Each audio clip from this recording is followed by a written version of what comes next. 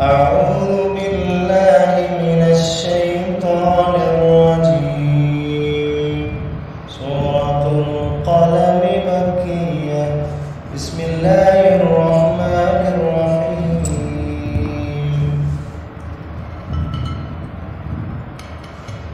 نون والقلم وما يسطرون. ما أنت بنعمة ربك بمجنون وإن لك لأجرا غير ممنون وإنك لعلى خلق عظيم. فستبصر ويبصرون بأيكم المفتون. إن ربك هو أعلم بمن ضل عن سبيله وهو أعلم بالمهتدين. فلا تطع المكذبين ودوا لو تدهن فيدهنون ولا تطع كل حلاف مهين هماز مشاء بنميم مناع للخير معتد أثيم عتل بعد ذلك زنيم أن كان ذا مال وبنين إذا تتلى عليه آياتنا قال أساطير الأولين. سنسمه على الخرطوم. إنا بلوناهم كما بلونا أصحاب الجنة إذ أقسموا ليصرمنها مصبحين ولا يستثنون فطاف عليها طائف من ربك وهم نائمون فأصبحت كالصريم فتنادوا مصبحين أن اغدوا على حرثكم إن كنتم صارمين. فانطلقوا وهم يتخافتون ألا يدخلنها اليوم عليكم مسكين وغدوا على حرد قادرين. فلما رأوها قالوا إنا لضالون بل نحن محرومون.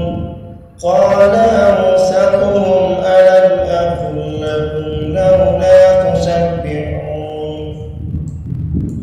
قالوا سبحان ربنا إنا كنا ظالمين. فأقبل بعضهم على بعض يتلاومون قالوا يا ويلنا إنا كنا طاغين. عسى ربنا أن يبدلنا خيرا منها إنا إلى ربنا راغبون. كذلك العذاب ولعذاب الآخرة أكبر لو كانوا يعلمون. إن للمتقين عند ربهم جنات النعيم. أفنجعل المسلمين كالمجرمين ما لكم كيف تحكمون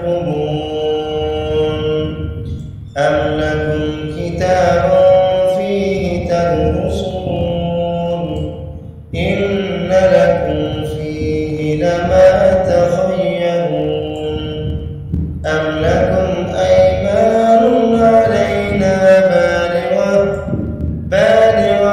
إلى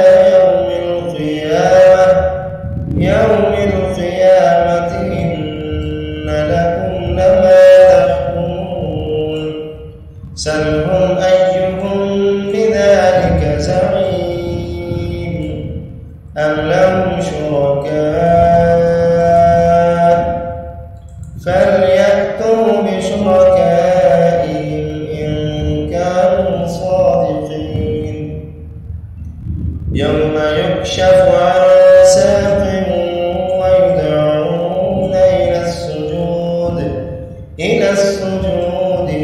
فلا يستطيعون خاشعة أبصارهم ترهقهم ذلة وقد كانوا يدعون إلى السجود وهم سالمون فذرني ومن يكذب بهذا الحديث سنستدرجهم من حيث لا يعلمون وأملي لهم إن كيدي متين